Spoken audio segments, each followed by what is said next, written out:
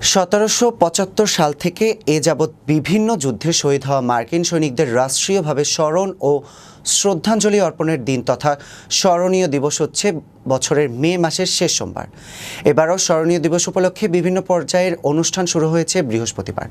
26 মে হবে হোয়াইট হাউসের উদ্যোগে সর্বশেষ অনুষ্ঠানমালা। ভার্জিনিয়ার আর্লিংটন স্মৃতিসৌধে প্রেসিডেন্ট ডোনাল্ড ট্রাম্প শহীদ সৈনিকদের সমাধিতে শ্রদ্ধাঞ্জলি অর্পণ করবেন। নিউ ইয়র্ক সিটির কুইন্স ডিস্ট্রিক্ট অ্যাটর্নি মেলিন্ডা ক্যাটেজের উদ্যোগে 22 মে দুপুরে শহীদ স্মরণিকার সমাবেশটি হয় ভিয়েতনাম ভেটারান্স মেমোরিয়াল পার্কে। এ সময় ভিয়েতনাম যুদ্ধ, কোরিয়ান যুদ্ধ, দ্বিতীয় বিশ্বযুদ্ধ, ইরাক যুদ্ধ, আফগানিস্তান যুদ্ধ, তালেবান নিধনের যুদ্ধে অংশগ্রহণের পর যারা এখনও বেঁচে আছেন তাদের কয়েকজনকে বিশেষ সম্মাননা ক্রেস্ট প্রদান করেন ডিস্ট্রিক্ট অ্যাটর্নি মেলিন্ডা ক্যাটেজ। ক্রেস্ট গ্রহণ করেছেন সার্জেন্ট করিনে আলপার্ট। 4 জুলাই স্বাধীনতা দিবসে যার বয়স হবে 95 বছর। 80 বছর বয়সী থমাস বুলোরো, 77 বছর বয়সী পিএফসি ইমেরি এপিরি। এছাড়া বিশেষ সম্মাননা ক্রেস্ট প্রদান করা হয় সহকারী ডিস্ট্রিক্ট অ্যাটর্নি ফেলিসিয়া এস থমাসকে।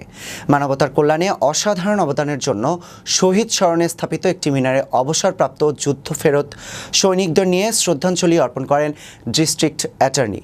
এ সময় সিটির কাউন্সিলম্যান রবার্ট হোল্ডেন সহ বিভিন্ন পর্যায়ের কর্মকর্তাগণের সাথে ছিলেন কমিউনিটি বোর্ডের মেম্বার ওসমান চৌধুরী, জাতীয় পার্টির কেন্দ্রীয় নেতা আলমগীর শিকদার লোটন।